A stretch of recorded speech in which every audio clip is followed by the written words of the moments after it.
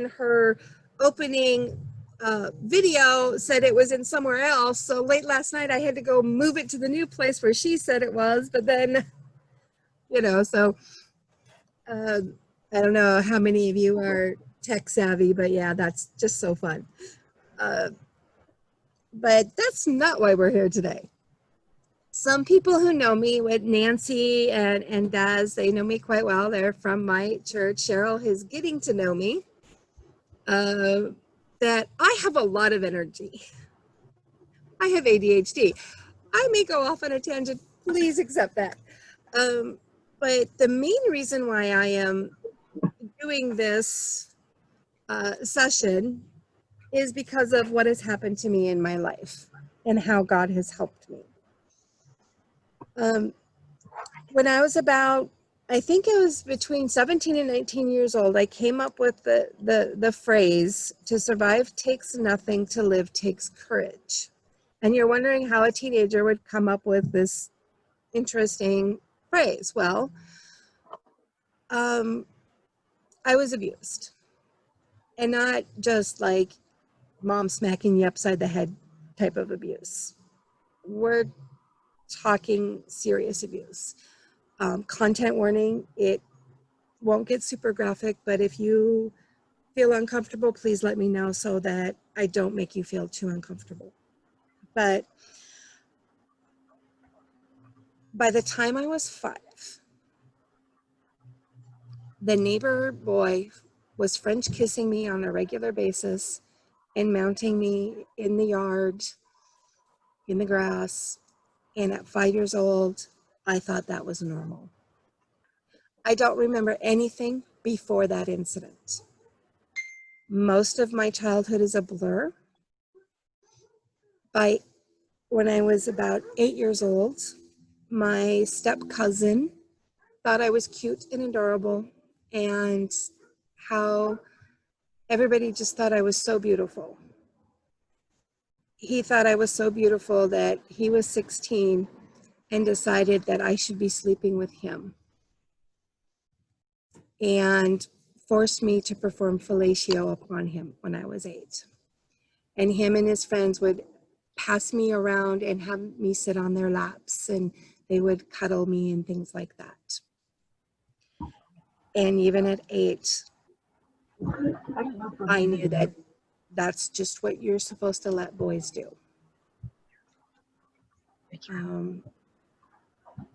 Other things happened. Some things I can't remember.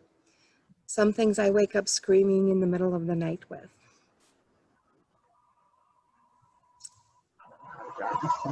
When I was a teenager, I let boys do, you know, different things, but then I was also angry. I was angry, but I never talked about anything. I just had anger.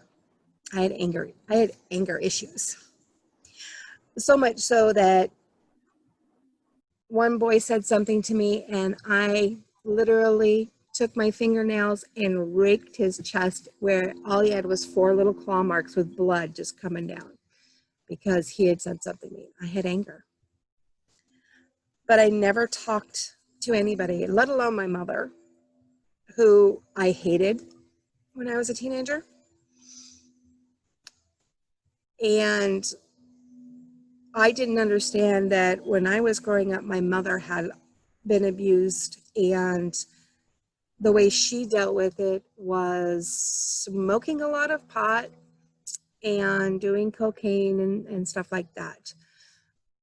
And that was also in the 70s and early 80s, where, you know, it was normal. Well, yeah.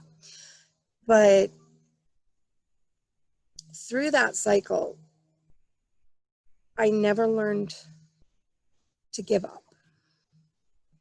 I would have dreams of a lady, a beautiful lady, holding me in her arms,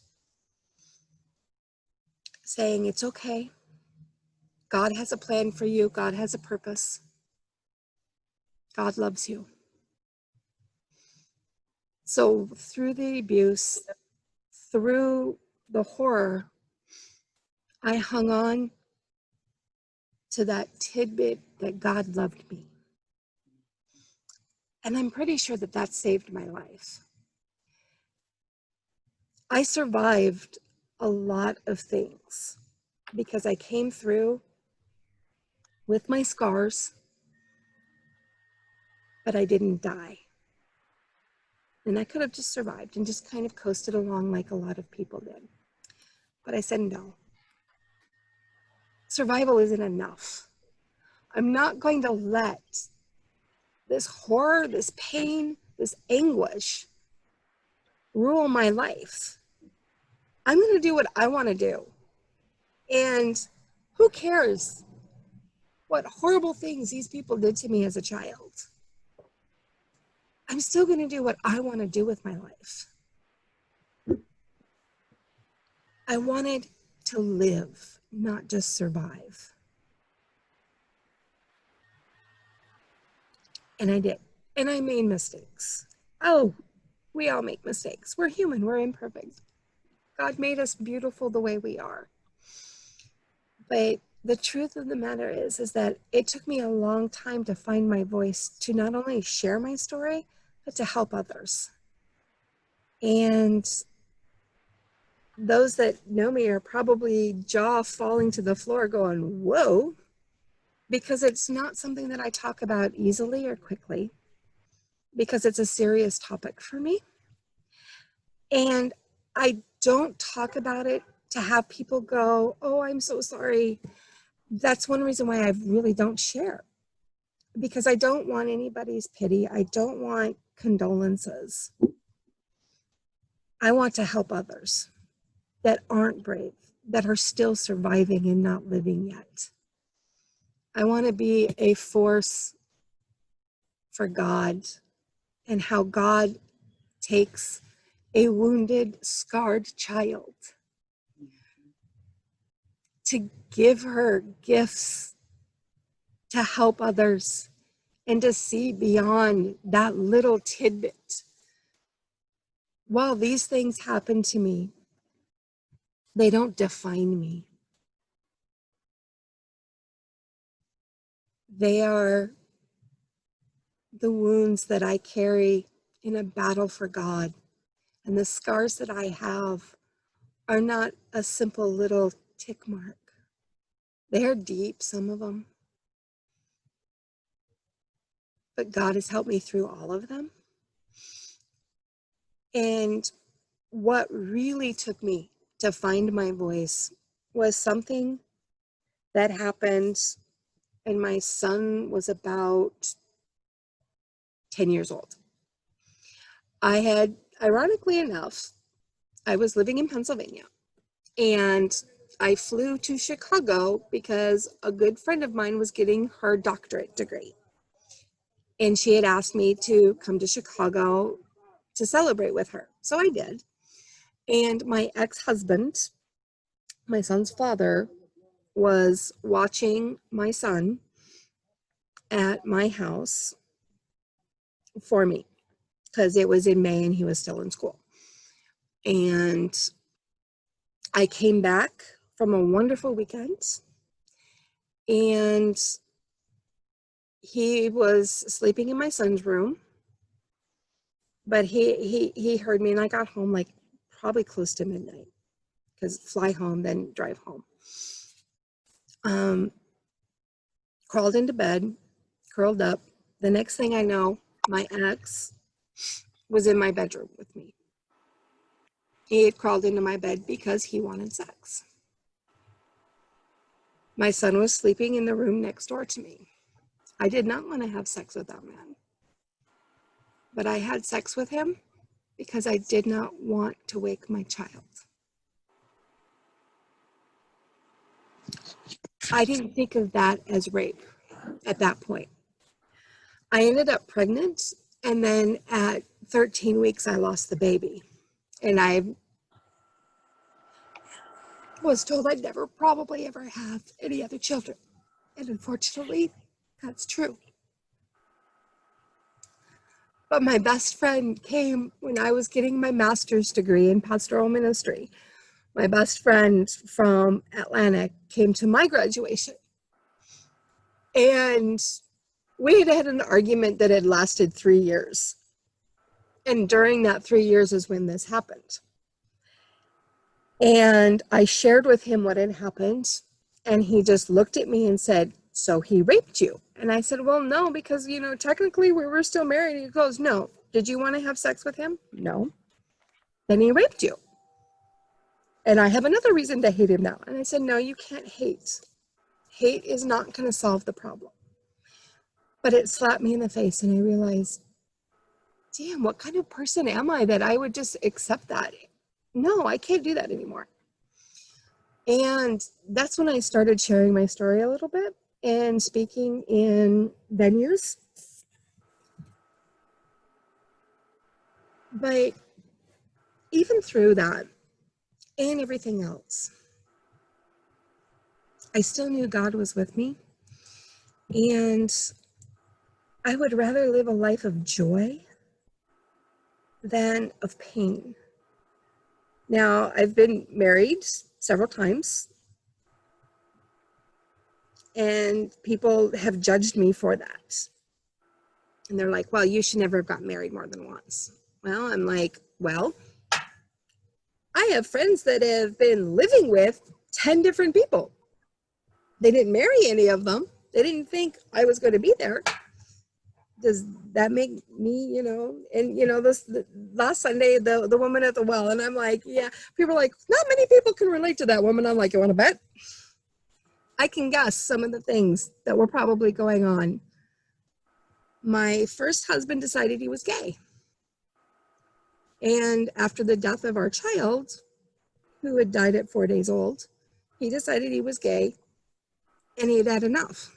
So that my son's father was my second marriage, and I thought that was going to last until he called me when I was working in Virginia. He was in Ohio because I was doing a teaching thing, and he called me and goes, "I'm bored with being married. When you come home, you need to find your own place to live." Okay, what did I do wrong? And I'm like, okay, whatever. And then I married somebody who also said, "I only married you because I didn't want my family to find out I was gay." I'm like, okay, what did I do wrong here? God, what's wrong? But my husband that I have now, whom God really created for me, had helped me see that it's not those kinds of mistakes. It's not a mistake. I tried through no fault or some part of it. If that is the worst that has happened as a result of my being raped and molested as a child, I think I'm doing pretty good. But now I want to help others. And I have had many a time at a powwow. I'm Cherokee, for those of you that don't know. And I'm a jingle dress dancer, which, if you don't know anything about Native culture, it's a healing dance. It's a prayer dance. If you see somebody in a jingle dress, you know that they're there saying, "I'm here to pray for you." And people would come up to me and ask me to pray for them, and I would. I would go dance for them. Or they would just sit next to me and tell me their life story, and I would be there for them. And I have tried to do that for most of my I've woken up and become a grown-up time. And I still have a pretty decent sense of humor. I still love life. I don't hate anyone. I get annoyed with people, but even those that abuse me, I hate it. And some of you may wonder, like, well, do you still get along with your mom or not? I'm like, I get along with my mom very well, because when my son was born, she flat out said, "I know I did some bad things when you were growing up, and I'm sorry." And when she said that to me, I opened up and told her everything that had happened with my cousins and the boys. And she just grabbed me and said, "I'm sorry." I was 28. It took me 20 years to tell my mother. And she felt so bad. It healed us. And now we text every day. She helped me through some really tough spots. And I love my mother more than anything. And when she tells me that she still feels guilty, I look at her and I said, don't. We both needed to heal. And I think that that in itself healed me as much as God did. And yet, without God in my life, none of this would have been possible. I would not be able to sit here on my back deck and enjoy this beautiful day. Well, my husband is grocery shopping with his parents because they're visiting for the weekend. And we're planning on having a little bonfire and s'mores tonight, sitting out with hoodies and hot cider and enjoying the fall. And I am not grading papers because I am refusing to grade papers this weekend. Rivera's is Stephanie Valdez. Huh? What? Donna, could you repeat yourself for me? Oh, she heard you speaking. Sorry, I'm trying to help Mom get into the chat, the video. Oh, okay. If we open it, right. Does anybody have any questions, thoughts, comments, anything they want to share? Maybe they've been through something, anything at all?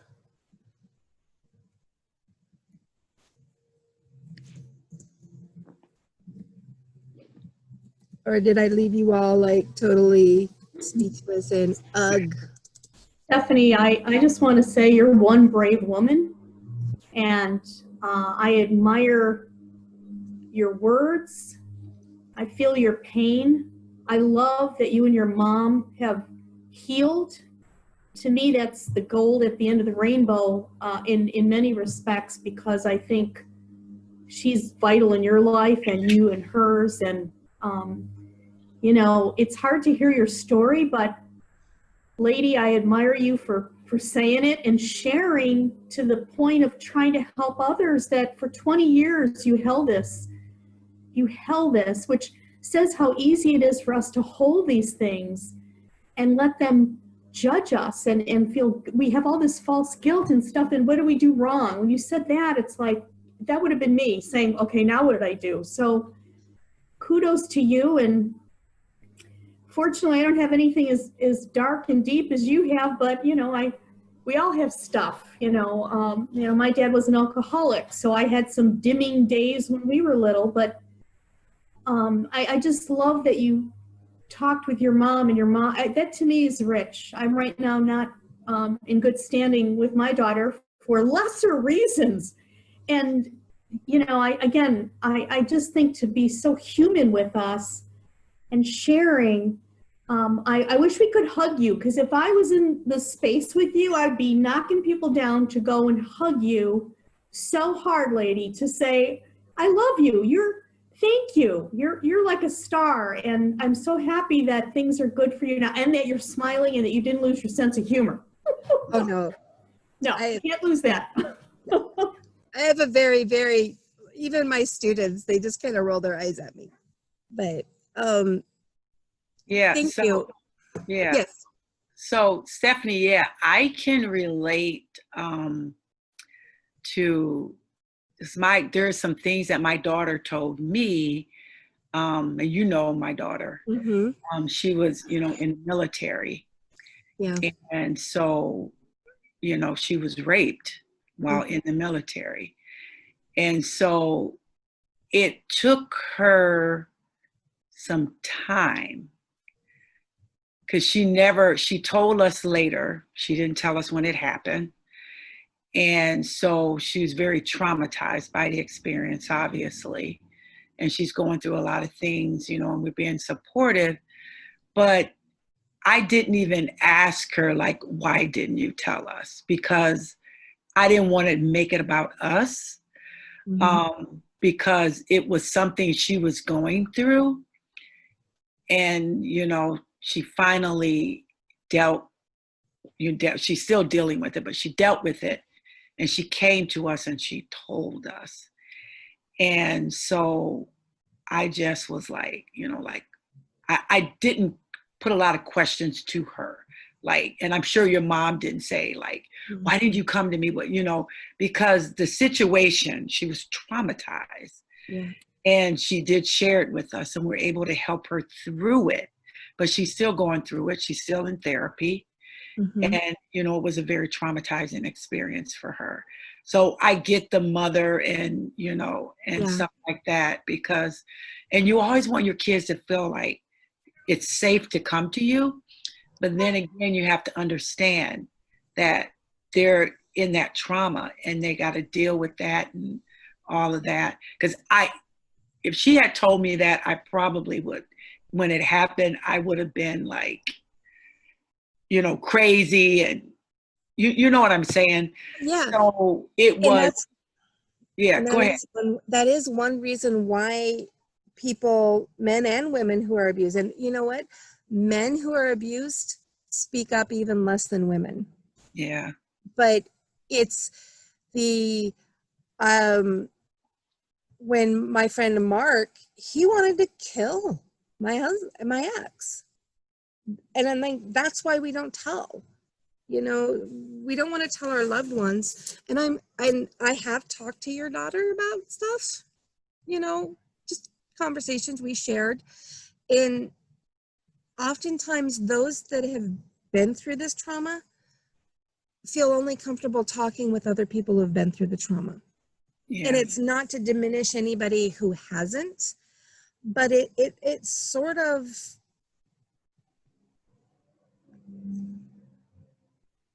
hard to understand unless you've been through it, because it's not just a physical thing that happens to you. It's something that wounds you so deeply spiritually that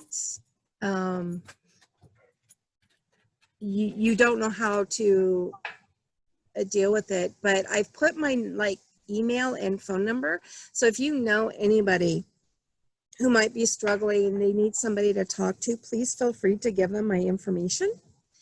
I have had my own healing ministry for several years now. It's called All People Sanctuary, where I've had people here at my home. I've helped people at powwows. I've helped people. But I know that God has given me the strength and courage and the wicked sense of humor to help others. And what God freely gives to me, I freely give to others, because of how I grew up culturally. We believe that any gift that you have is from God, and because a gift is from God, you cannot be selfish with it. You must share what God has given you to others. So please feel free to give people my email. If you give them my cell phone number, which is in the chat, just make sure that they say that they're not spam. Say, I got your number from somebody from SWO. I'll be like, okay. Because, we live in a land of spam. And as you can tell, I literally love life. And Nancy and Des can vouch for me that I have more energy than any 10 people combined, and that I love freely, and I don't let these traumas and these horrible things define who I am. I let God define who I am. Amen. Amen. Does anybody else have any thoughts, questions, anything they want to share? Hopefully I haven't made you feel completely, uncomfortable squirming in your chair. Yeah. I think the bottom line is that we have to pray. Just a lot of praying that you have to do, because you have to find your voice, and you have to talk about it. You have to say it out loud so that you can deal with it. And I think that's the main takeaway here, is that don't be afraid to speak out about it. Even if you say it to yourself, don't think it in your head. Say it out loud to yourself. Mm-hmm. And then you'll be able to say it to others, because you have to deal with it. I'm telling you from my daughter's experience, it has to be dealt with, because if it's not, it's going to completely ruin your life. Really. It'll fester. And somebody in the last session said, well, what do we say to somebody who's been through this, who comes to you? And I think that Des, you did a great way of doing it. You know, things like saying, I'm sorry. My response when somebody says, hey, I'm sorry, I look at them and said, but you're not the one that raped me. You don't have anything to be sorry about. Right. You just say, there's nothing you can say, but you can listen. You can say, I love you and I accept you for who you are. That's Don't what I judge. did. Don't be like, well, you know, you could have done it. We don't need advice. We need ears. Love We need to and be able to listening speak. and Mm-hmm. yeah, and that worked. Obviously, it worked. And it will work continuously. Yeah. And that is the best thing, is just be willing to listen more than speak. Because if they are being brave enough, and I think it's awesome, and you need to tell your daughter that at least she didn't wait 20 years to tell anybody. Oh yeah, she did. That she is, to me, she is I mean, she's beautiful, but she's brave and she's strong and she is a wonderful, wonderful person. Oh, thank you. Mm-hmm. Anybody else? Well, we're at so you know to watch the links, click on the links, fill out the survey.